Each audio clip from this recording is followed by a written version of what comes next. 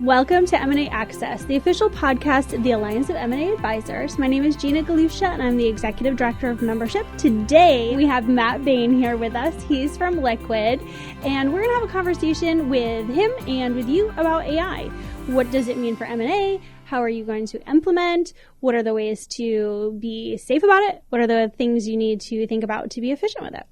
Matt, thank you for joining us. Thank you. Glad you're here. Tell us a little bit about your journey. You started early, kind of in the M&A space, and you've worked through a couple different avenues and then came to Liquid. So tell us about that. Yeah, absolutely. Firstly, thank you for having me. So my background, grew up in Ireland, can't tell by the accent, and I moved to London straight after I graduated and joined Macquarie Investment Bank, and then went on to Daiwa Investment Bank doing M&A for both, so kind of big public market transactions. And then I got the opportunity to join one of the largest single family offices in the US, working out of their London office. So we put about $1 billion of growth capital to work through that, and all financial services. But it was throughout that process of working there where I was involved increasingly in mid-market deals. More specifically, I was doing a wealth management roll-up, buy and build. And through that process of looking at mid-market deals, I realized just how inefficient it can be, how expensive the transaction costs can be, how often these deals actually fail, and for seemingly kind of random reasons, efficiency reasons. So me and my business partner, who I've known for a long time, we decided to go and really try to solve that problem with AI, which was pretty nascent at the time, but we felt it was only going to get better. So that's what we did. And we set up Liquid. We met at Summer Conference 2024, and right. You were kind of ahead of the curve. That's when everybody was just starting about what do we do with AI and M&A, and you came by and said, well, I can be part of this conversation. Yes. So what have you found from the beginning of that conversation and implementation in M&A versus now? What are you seeing? I think one of the big things that we've seen is back in the summer 24 when we met, it was almost like it almost seemed like it was a fad to a lot of people. It was kind of like this new tool, it'll never do this, it'll never do that. And there was a lot of hypothesis around what it could or couldn't do. I think now, 18 months later, it's become something that people are hyper aware of. And they know exactly what it can do and what to be worried about and where the concerns are, and also what it can't do. And I think the rules around AI are starting to become a little bit more apparent for people. I do think adoption is still relatively slow, or if it's adopted within a firm, it's quite minimal. So we think there's going to be a lot of expansion in that. But people are definitely aware of it and know that it's something they need to embrace. Do you think the adoption is slow because they want to dip their toe and see what they're doing, or because they're afraid of something, or they just don't know how to get started? I think it's a combination of all of them. I think on the don't know point, I think once they've experienced a little bit of it, there's a big part of the industry, I think, that looks at it almost as, oh, I've tried ChatGPT, so I'm not using AI. And they're just not aware of what else it can do or the kind of power of it if it's used correctly. Fear is definitely a big part of it. So security, most of our conversations when we're selling or whenever people are engaging with the platform is around that security layer. What data is it actually trained on?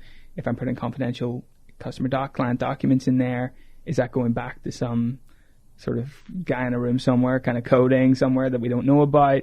And I think what we're finding is, look, because people are so used to actually putting stuff online, they're used to using data rooms, they're used to using third-party technologies, it's really trying to educate around the fact that this is just another tool, but it's a lot more powerful than what you're used to, but also more than just a consumer tool like ChatGPT.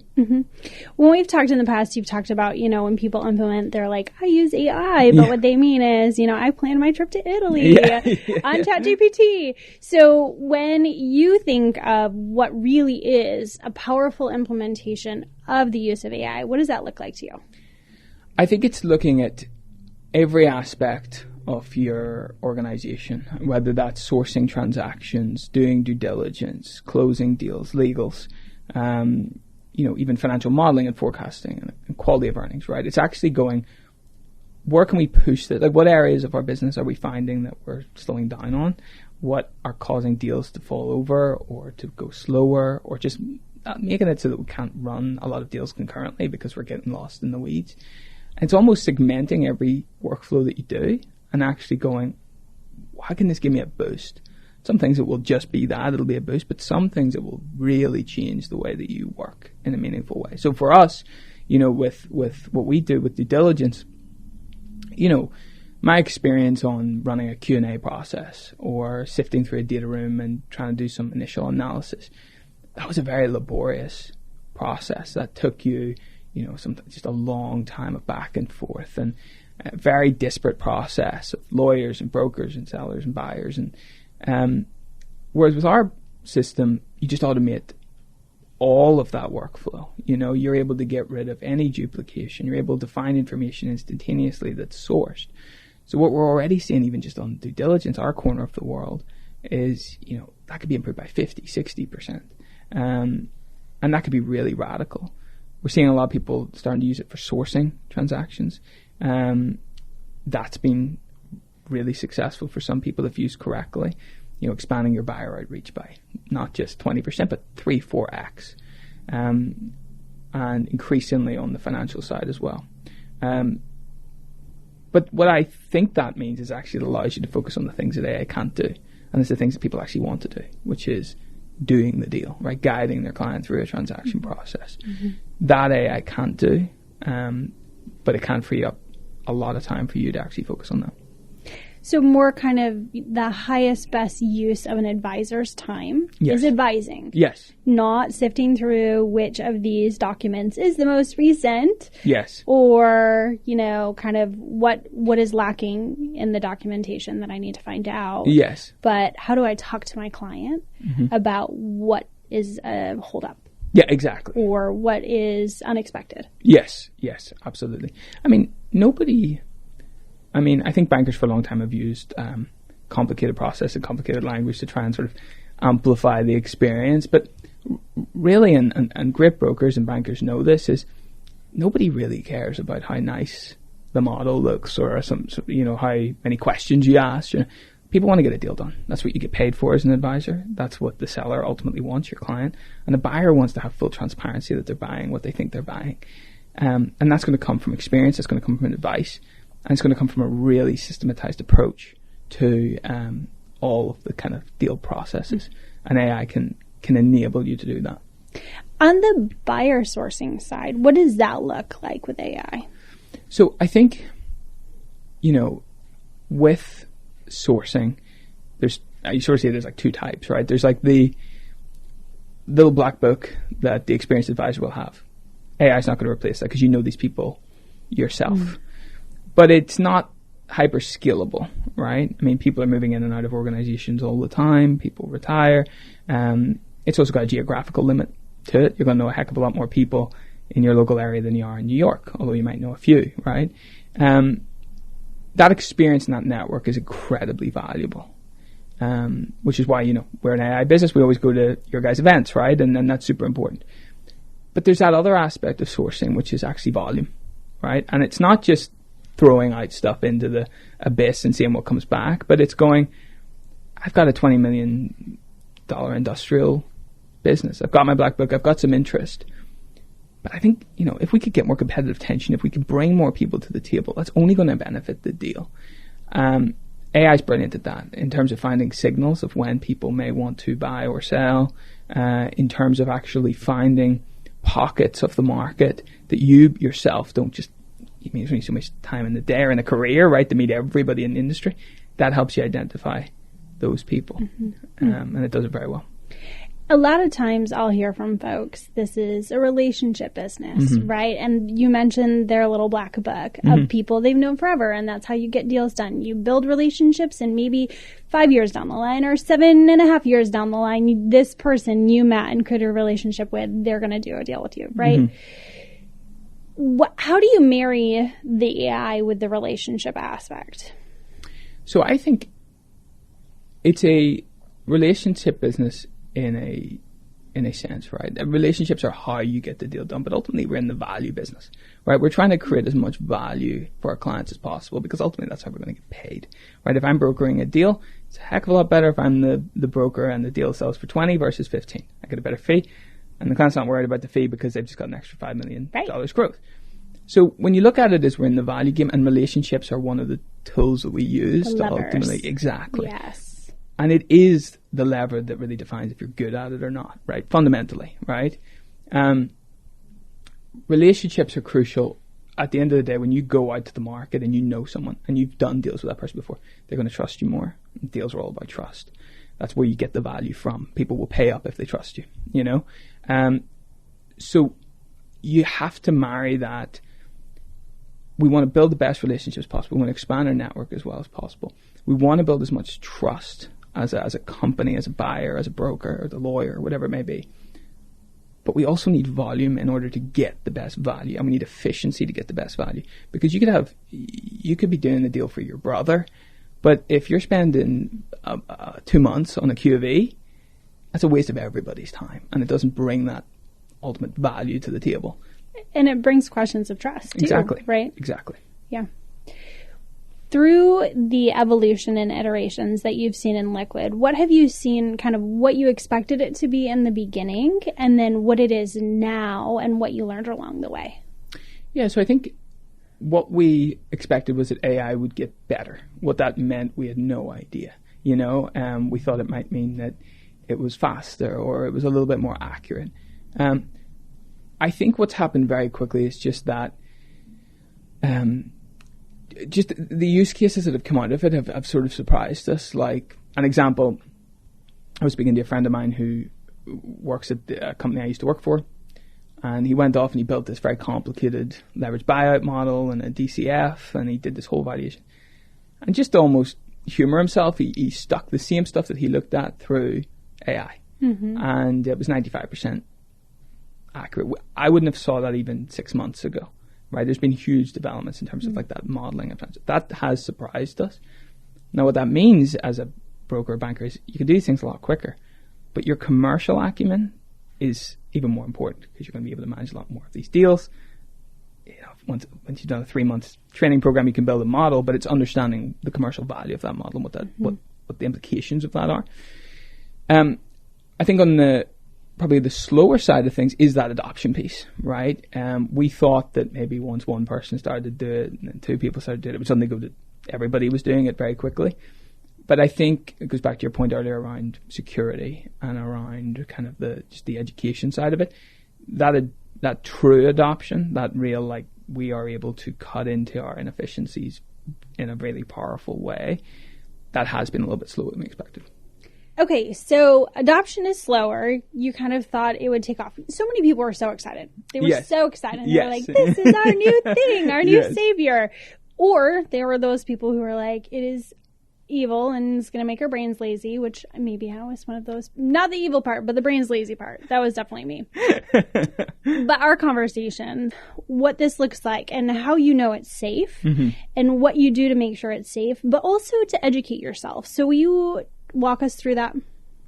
Yeah, so from a safety perspective, if you're using standard, cheap, right, consumer type products like ChatGPT, like if you're doing your M&A transaction on the same platform as you are figuring out how to make some new Italian dish, probably some pause there in terms of security, right? If you're sticking it through whatever you see that's AI, there is security concerns. Like that will be trained. That will be used by ChatGPT, OpenAI. It will be used to generate new models. It's not confidential. But with enterprise-grade tools, it doesn't work like that. With Liquid, for example, we use the enterprise models, which means that everything is effectively siloed within. With us, it's actually not even siloed to the firm; it's siloed to the deal. So there's no kind of cross-pollination of information, even within your firm. Never mind actually going back in that way to OpenAI. Now, of course, you can't get around the fact that everything is on a server, right? But at that, if you start to not if you start to worry about that, you shouldn't be using email, right? You shouldn't be using text to talk about deals. There is that, caution is always advised with whatever you do. But looking at those contracts with your software providers and saying, like, is this just getting stuck back into some learning algorithm? Or is this actually something that is, yes, it's software fundamentally, but it is within my firm, my deal, the client's information is protected. They have all of the accreditations, whether it's SOC 2 or in Europe we have ISO or whatever that may be. Just the same stuff you would look for if you're a bank standard tech, you should be looking for with AI, but being even more critical. Mm-hmm. It reminds me of years ago when you would get someone calling you and being like, I can't give a payment online. Right, yes, exactly. That's not safe. Yes. Right? And knowing what is safe and what isn't safe and what's a phishing and what's not has changed a lot over time. Yes. So do you think that there's ways in which AI, what we need to be cautious of now is going to be different because it is generative, because it is changing constantly and learning constantly? Is that going to change too?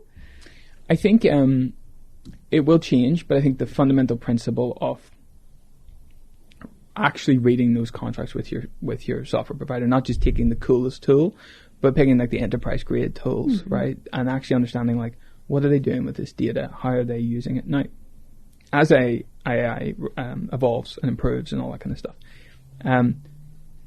yes, the logic behind it will change, but ultimately it will still be the same agreement that you've made, right? It'll still be stored in the same place. Right. And those things need to be fixed, very, very important to be aware of that. And I actually think one of the ways to avoid it is actually not to use 20 different tools. And it's one of the things we want to do with Liquid is actually, trying to make it so that we are the tool for AI within your live transactions. Mm-hmm. Maybe you use that, and maybe you use something that generates some marketing material for you. But that's kind of it, but if you have 20 tools, you don't know, you've got 20 people working for you and they're all using different stuff, and some of them care about the security, some of them don't, and it's kind of all over the place. Your ability to track and monitor that is effectively nil. So consolidating your tools to enterprise grade, understanding where that data is stored and how it's used, you are de-risking it back down to online payments and using email again, Right. So it's right.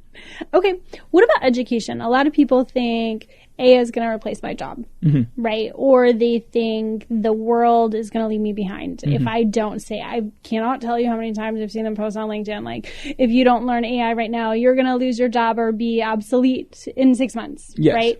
So what does how would you recommend someone who's first kind of trying to get into the mode of implementing AI, where would you tell them to start to be the most effective and how to learn it?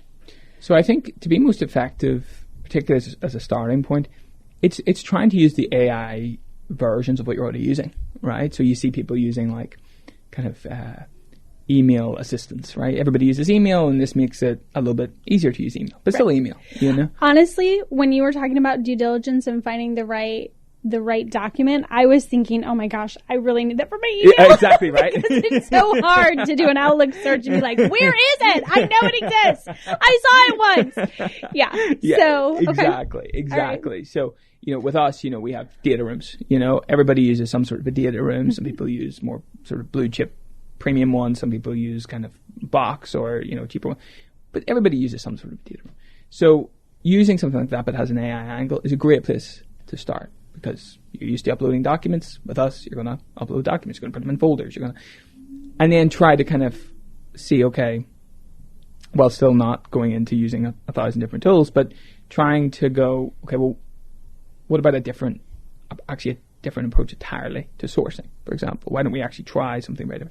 But starting off with things that look and feel like what you're used to, but that are 10x more efficient because it's got an AI element to it. And to a certain extent, that's actually unavoidable, because you look at actually some of the bigger companies people are using anyway, like a Box or a Salesforce. If you're afraid of AI, Salesforce aren't that worried. They're still going to put AI into their system, and you're still going to have that contract, and you're still going to use it. Fair enough. So it's actually incredibly important to know what these contracts are. Be very comfortable that AI is coming. It's here. It's going to be embedded in tools that you're very comfortable with. And it's about picking the best ones. I'm not sort of overshooting either. I think on the will it replace all of jobs, I think it makes, there is a reality here, which I think it would be naive to say it's not going to make some big changes, right? It's going to affect the job market. How that works, whether people will have to be more adaptable, I think that's for sure. People will have to be a wee bit more mobile and a little bit more, their skills are going to have to be more transferable. Whether that's going to mean 20% unemployment, 2% unemployment increase, or we don't know. But our experience of it is it makes you more what you already are, right? So if you are not particularly good at what you do, AI is going to catch up to you pretty quickly. It's probably already there.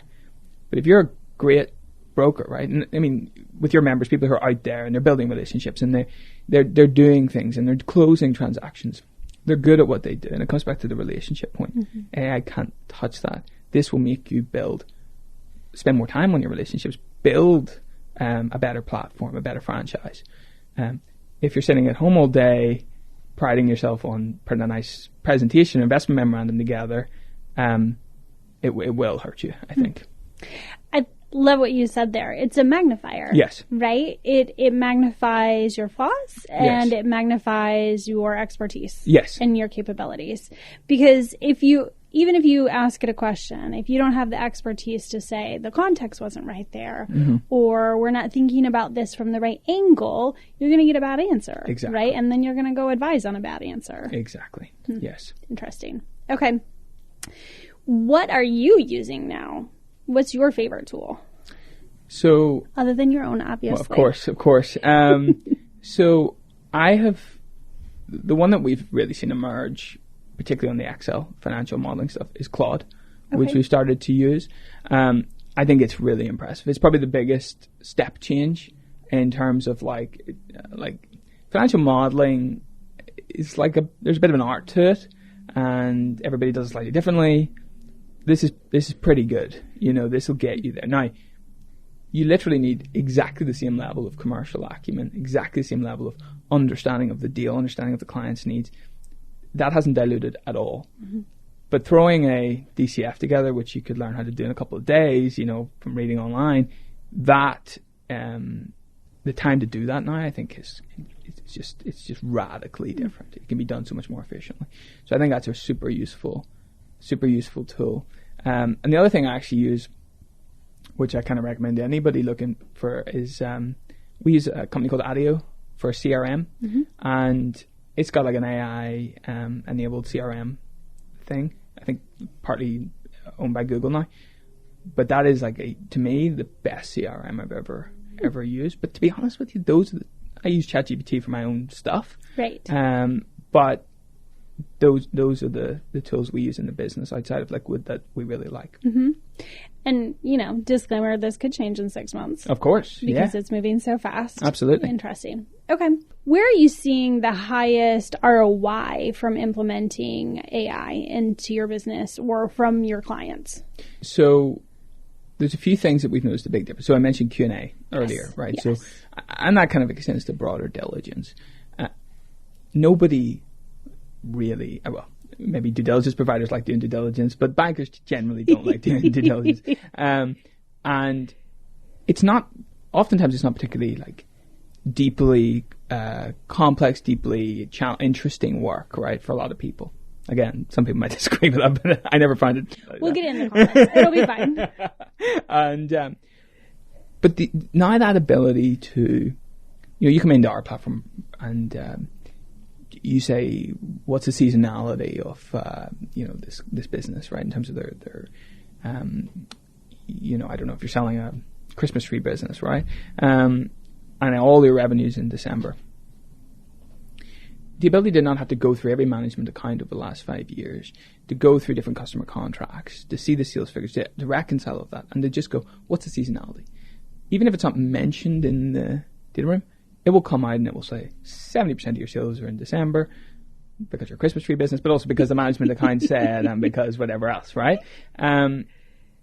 there's the sources, there's exactly where we found it, not the page of the document, but there it is right there in the data room. It's actually really hard to almost put a metric around the, it's 10 times better, but it's effectively eliminating a workflow there, right? It's effectively gone. And a calculation. Exactly. Yeah. Exactly. Now, in terms of like definitive metrics, like duplication is, I think, one of the easiest things at AI, like one of the obvious use cases for AI. If you're running a sell-side process and you have 10 buyers who look at the company, sure, they're all unique and have their own interests or whatever. They're all their own pretty snowflake. Exactly. Yes. But they all want to know basically the same stuff, right? Like, what's the growth? What's the churn? What's the margin? It's all the same stuff. Our software, right? And I'm using our software because that's what we kind of live and breathe, but it just removes all duplicate questions and workflows like that. We just detect it, we show it to you, and it's gone. So many nights, particularly when I was sell-side banking, where I would spend, like the 2, 3, 4 in the morning, sifting through data rooms and answering the same question over and over again. And in essence, those workflows are just gone. In terms of ROI, in terms of like revenue, so that sourcing piece, we're seeing people who are talking about bringing their buyer pool up 10, 15x. Now, I think that's, don't be controversial, I would say it's probably exaggerated. Right. But let's say they're exaggerating at 80%. Bringing 3 times more buyers to the table is a very powerful ROI. That's not just an ROI in terms of you can find buyers quicker, right? Because you don't have to go through and build lots of, data books or whatever on the buyers. But again, we're in the value business. If you have more buyers, on average, the price is going to go up. Your fee is going to go up. And your client is going to be happier. That is almost like a quantifiable value increase. It's probably not linear, but it's close. More buyers, more price. So those are things that we've really been surprised at how effective they can be. And that's not even getting into financial modeling and things like that. But that, I think you're going to see bigger ROI on over the next 6 months as well. Okay, so for you and for Liquid, what are you seeing are the next steps? Yeah, trying to consolidate as many of these tools that we're talking about into one place. For the security reason that we talked about, right? Less tools is generally more secure and you know where everything is. But ultimately, AI is a data tool, right? That is what it's for. It is a way to understand and ideally commercialize your data properly. And the more things that sit within an ecosystem, a single ecosystem, particularly with our tool, it is siloed, right? It's not just training on anything. It is for your deal. It is for your company. The better the product, the value of the sort of the full scope of M&A AI tools in one platform is worth much more in terms of value and security than it is each of those individual tools and the sum of those parts. Yeah, the way that I'm seeing it in my head is like when you have the due diligence portion, talking to the QAV portion, talking to the, legal, all of that. It's almost like your advisors are having a conversation. They're all in the same place, right? And you can be seeing that and thinking through it holistically rather than fragmented. Absolutely. Totally makes sense. Absolutely. It's just a lot less friction as well, right? It's like you do your due diligence or you build your marketing materials or whatever it is. And then you're bringing people into the platform for the data room. That's getting underwritten. And then you're showing it to a lender, and that's getting right. So it's one big process. Wow. We think that's very powerful. So we want to add to that. Right. Totally. The other thing, a question I want to ask, and then I'll let you run away. My background is somewhat in marketing, and we used to work with big list organizations where they would be like, hey, we know the data from how they deal with this organization and how they deal with this. And they used to sell it as, we have more data for you about how this list performs, right? So when you were thinking about siloed or not siloed, what made you lead to the conclusion that siloed is better for that individual company? Is it because it makes them feel more secure? Or because maybe they're kind of what's the word I'm looking for? Ecosystem is unique. And so that information being shared across supporting other companies is no bueno. I think particularly when we started out, security was the big question. And we almost wanted to over-index towards security. Right? And some of security, it's less about actually the security and how it's perceived. Right? So I could probably build even better technology with exactly the same level of security, but it may be viewed as slightly more broad or slightly more general, and therefore people will be concerned about it. So part of this is just a educating your customer piece, right, and bringing them along on the journey, but while still keeping that level of security at the level and just constantly making sure that it's getting better, right? So I think there's that, but then one of the things that we've looked at is actually expanding that silo of a per deal to a per firm, right? Right. So and that, because we've done the analysis, we've looked at our modeling, we've looked at everything, and ultimately, in the same way as email is not, per sort of workflow or per team, it's for the organization. There's increased value, and actually the security is the same, but there's more transparency.